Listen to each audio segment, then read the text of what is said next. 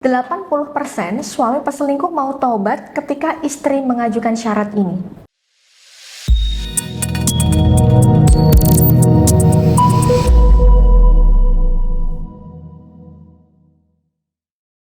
Assalamualaikum warahmatullahi wabarakatuh. Asyhadu an la ilaha illallah, asyhadu anna Muhammadar Rasulullah, la haula wala quwata illa billah, amma ba'du. Ketika para bunda saat ini sedang mengalami sakit hati karena perselingkuhan suami, tapi masih merasa yakin kalau suami bunda ini masih ada harapan untuk taubat selingkuh, silahkan bunda bisa tonton video saya sampai tuntas. Karena saya akan membocorkan syarat-syarat yang bisa bunda ajukan pada suami agar suami ini bisa berhenti selingkuh. Nah, sebelum saya membocorkan syaratnya, kalau saat ini bunda ingin berikhtiar untuk menyadarkan suami dan bunda butuh dibimbing secara lahir maupun spiritual, silahkan bunda bisa save dulu nomor konsultasi saya dan chat di nomor tersebut untuk registrasinya. Berdasarkan pengalaman klien-klien saya yang berhasil membuat suami berhenti selingkuh, ketika klien sudah berhenti untuk membicarakan pelakor dan fokus terhadap kebahagiaan dirinya sendiri, memang ketika kalau kita ingin menyadarkan suami agar suami berhenti selingkuh, itu nggak bisa bun kalau kita seperti mengejar-ngejar suami agar suami segera sadar. Itu pelakor udah jelas-jelas morotin uang kamu doang, tapi kok kamu masih mau sih sama dia?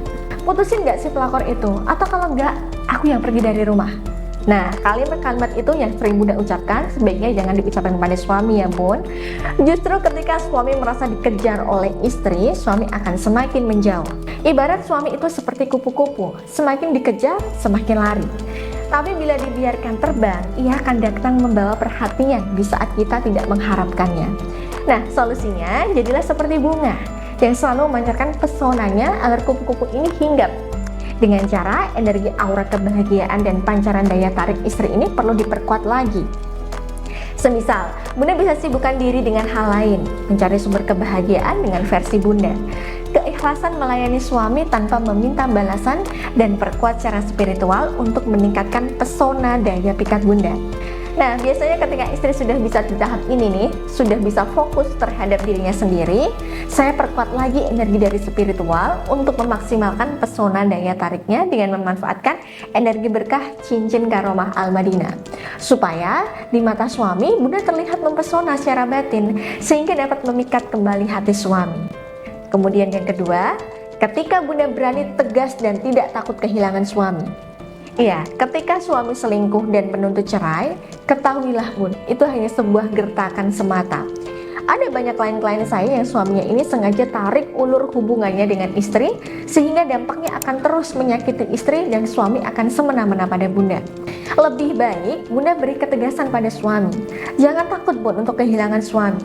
Yakinlah pada diri bunda, bunda ini mempunyai value.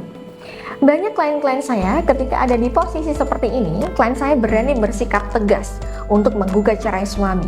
Dan qadarullah, ketegasan ini malah membuat suami yang makin takut kehilangan bunda dan memilih untuk taubat selingkuh. Nah, ketika bunda minimal melakukan dua tindakan yang tadi saya sebutkan, suami bisa akan berpikir lagi bun, loh kok dia nggak sakit hati dan marah-marah ya kalau saya selingkuh? Loh kok dia nggak takut ya cerai dari saya? Nah, suami akan memikirkan hal-hal semacam itu. Nah, pertanyaan-pertanyaan ini akan membuat suami berpikir dan menimbang-nimbang mana yang terbaik untuknya dan menyesal untuk selingkuh lagi. Nah, itu tadi ya bun, syarat untuk tindakan istri agar suami itu setidaknya ada celah untuk disadarkan dan berhenti selingkuh. Kalau bunda masih ada pertanyaan seputar permasalahan rumah tangga dan butuh dibimbing oleh saya, silahkan bunda bisa mengikuti bimbingan privat secara profesional dengan saya. Baik, semoga video ini bermanfaat. Saya Mbak Novi, saya pamit mohon undur diri. Akhirul kalam, wabillahi taufiq wal hidayah. Wassalamualaikum warahmatullahi wabarakatuh.